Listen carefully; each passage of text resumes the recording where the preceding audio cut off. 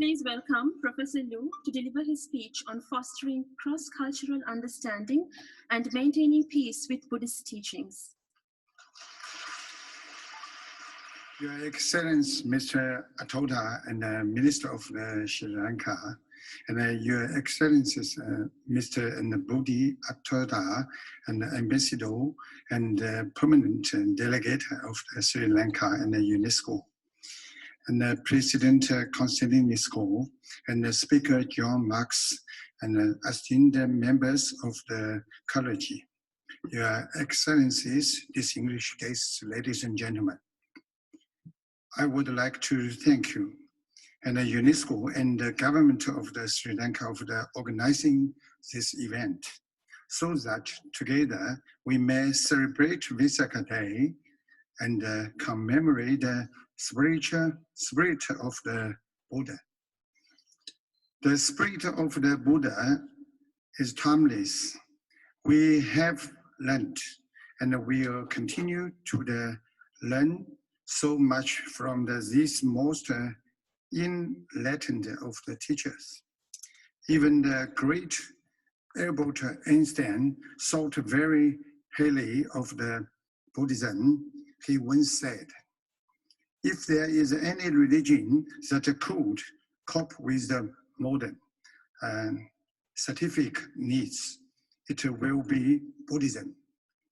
The philosophy and the wisdom of the Buddhism, such as its the teaching about the compassion and the non-self, can help us purify our minds. In turn, our world will also become more tolerant. If we could all let go of our egos and treat all the people with the compassion, resolve conflicts through the understanding, not hatred, and apply the Buddhist wisdom to treat everyone equally, then the world will be filled with love and peace.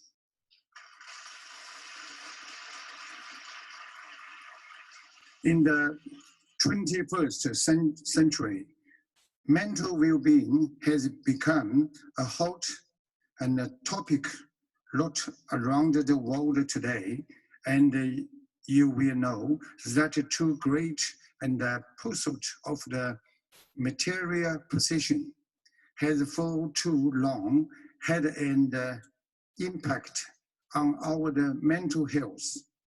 According to the World Health Organization, the number of the people who commit suicide due to the depression has reached 1 million every year. This is the number of the confirms that mental disorder can lead to the many serious and social problems. In fact, depression has become a global crisis. According to the Buddhism, everything is created by the mind. Traditional Chinese culture also teaches us to learn to think about others so that we can escape from the prison of our mind. It's important to note that different religions and cultures share common ground. For example, the religious people are always willing to think about others and in many ways sacrifice themselves for the sake of these people with love and compassion. A protector example is the Pope Francis, who even washed the feet of the ordinary people. In this action, we find expression of the compassion and the idea their embrace is exactly that of the Guanyin Bodhisattva. That is, be kind to even strangers, be compassionate to all. Let me use the story to drive home my point. there are two people who's always arguing with each other. One day, they are visit a monk, helping to find a solution.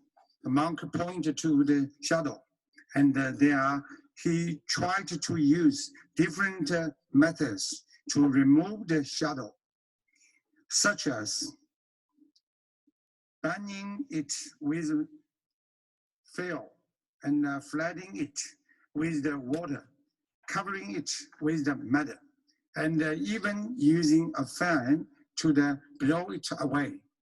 But none of those methods work. The monk finally takes torch and shines and lights on the shadow, and the shadow disappears. Likewise, hatred is just like the shadow. It can only be removed by the light of our understanding.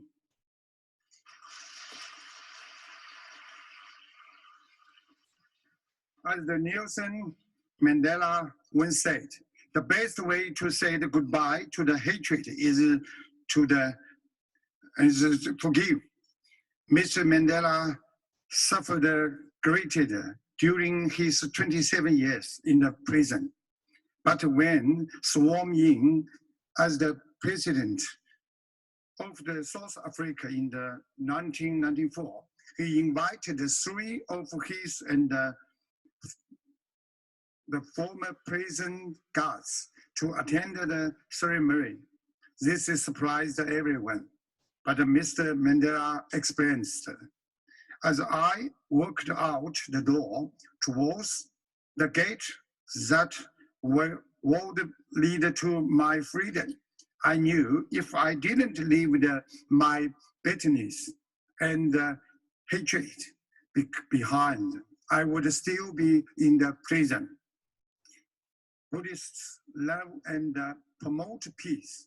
I believe that it's our responsibility to transform our mindset by embracing the timeless Buddhist values of the peace and non-violence. In addition, we also need to focus on improving ourselves spiritually, learn to stand of someone else, choose to see the world through their eyes. When we see other people suffer, we feel their pain too. It helps us to understand and even forgive. Starting with today's meeting and my humble efforts, it's my deep and sincere help to the nearly 10 million followers of my Buddhist practice can better understand the essence of the Buddhism and realize a truly peaceful state of mind. In so doing, we can move closer to the beautiful dream of the peaceful world.